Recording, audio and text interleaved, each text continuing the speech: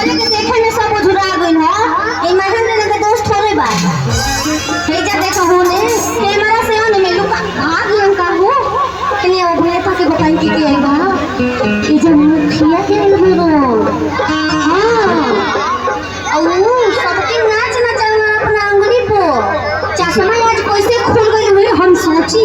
अच्छा तो कैसे खुले तुम्हारे आंखें से चश्मा को बहुत भी ना करे। अरे अरे अरे राती के बोला पूछ जात हो तो हट जात आई गौरी बड़न आने से पहले हमार 4 बार गाड़ी एक्सीडेंट हो गई हो। कैसे हो? ओ हम इतना सुंदर बानी लोग हमरे के देखे लगा गाड़ी के कि तोरा के हमरा के। अच्छा गाड़ी बच गई। अरे गाड़ी बच गई हम फंस गईली ओई जा जाके हमार गाड़ी रुकल सुकून